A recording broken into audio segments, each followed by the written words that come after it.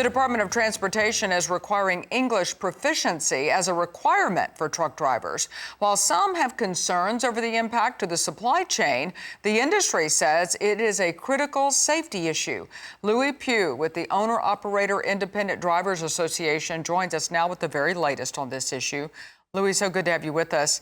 Now, you all have been voicing support for this regulation. Why do you see this being such a big safety issue for drivers?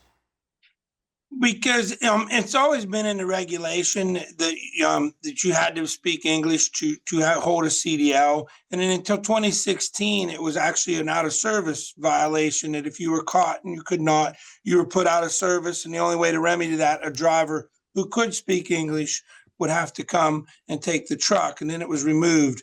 It's been put back in, and we support this because it's 100% safety. Because you have to be able to read road signs. Originally, it was decided to take it out because there's translation services and stuff, phones and stuff like that, that people could use to talk to officers on roadside and others. But what we found is happening since they took it away, our truckers are ending up on bridges when there's like emergency signs put out for high winds to stay off, like the Bay Bridge in Maryland, for example. There was an accident a few years ago in Colorado where a trucker went off a mountain, missed the truck runaway ramps, and ended up crashing and killing some folks at the bottom of a mountain because he couldn't read the signs. And, you know, my heart goes out to these people because I understand they're just trying to work and make a living, but so much stuff out there. There's so much stuff you have to be able to read to navigate up and down today's highways. And that's why it's very safety. And as we all see, as we start traveling, it's getting more of instant message, time messages. You see these signboards all the time. Certain lanes closed for construction, or, you know, like I said, the high winds. Bridges sometimes get their weight limits changed or their heights changed. So you can't be on these bridges or you can't go under these bridges. And folks are missing these things and it's causing accidents. And there's plenty of these happening. So that's why OIDA, along with some others, trucking organizations out there, have led to get this to be put back into the out of service. I can definitely see how that would be so critical. And let's talk about, I mean, some are saying, though, that this may add to the trucker driver shortage.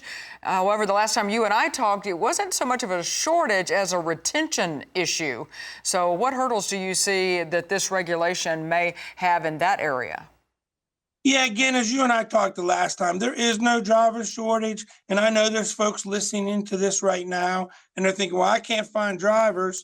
Well, you're probably hiring experienced drivers as opposed to inexperienced drivers, because there's between 400 and 500,000 new CDLs issued every single solitary year.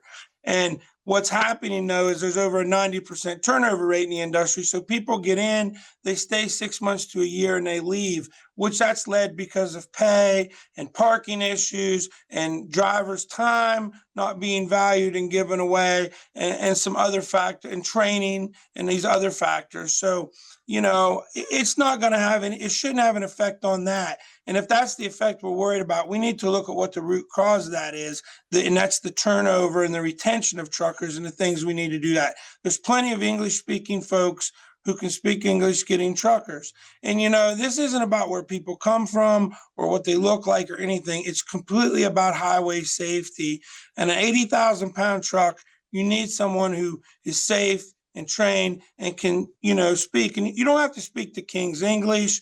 They don't have to, you know, have a good working language. They just have to be able to read and understand enough to get up and down the road safely and understand what these signs are telling them. Absolutely. That's Lewie Pugh with the Owner-Operator Independent Drivers Association. Thanks for your time today.